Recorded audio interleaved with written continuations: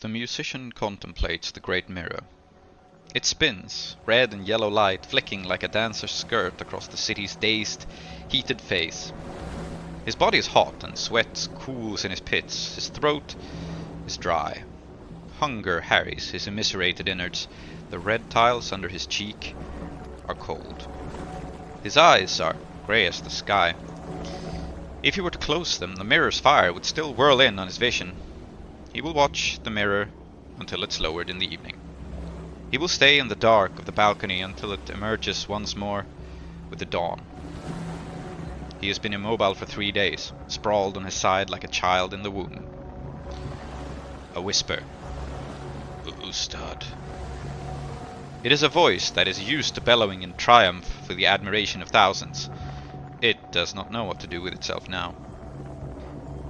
Without stirring, without moving his eyes or his mind from the mirror, indeed without moving his lips, the musician answers the unasked question. I will not, Turzan. The musician's nostrils swell, greedily inhaling the scent of fresh-baked bread, of a richly spiced stew. They are not allowed to penetrate into his mind. But you haven't eaten in 3 days, Ustad, Turzan Diamondtooth says, his words pleading and aware of their impotence. As his Ustad does not reply, he says, The Rani Anrakis, send a message. She said she really wants you to join her tonight. She said it'd be a real shame to not have the best sitar player in the city, present for his own birthday party. She said she was hoping to learn the victory raga from you. Turzan Diamondtooth is at a loss for what else to add. Convey my regrets. But, Ustad, it's the Rani, and it's your birthday. Diamondtooth betrays his panic, but he is too artless for subtext. She pays for us! The Ustad hears his hand swing through the air in demonstration. They're roasting Leviathan! Ustad Zara's going to play supporting act for you! Ustad Zara! Come on! I know, if there's one person in the city you look up to... I understand the gravity of my decision. You do not know me to be capricious or frivolous.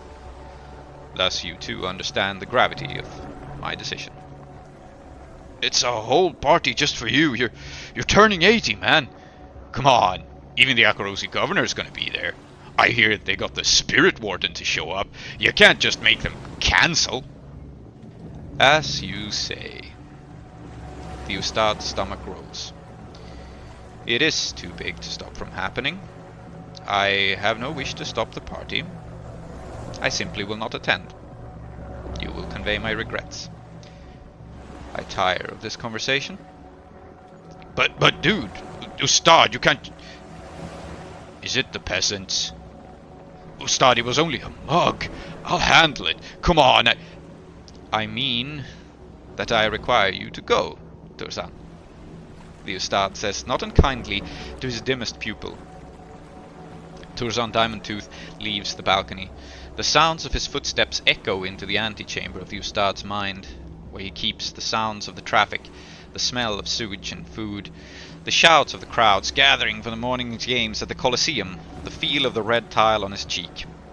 And there these things stay, along with the regret and guilt, for Rani Paramita Andrakis is a favorite, Ustad Zara his hero, roast Leviathan his favorite, especially if glazed in spirit honey. In deeper chambers of his mind, the Ustad contemplates the mirror. He contemplates fire. He contemplates hunger, pain, suffering, fury. And at the end of these things, he knows there is a deeper part, the place within the sheath of his flesh where his soul ends. And in that place of nothingness, sacred to a god of the city, he senses the presence of an enemy within himself, his city, his world, an enemy to his god and his god's brothers, a pretender to the throne, and is he not a loyal armsman?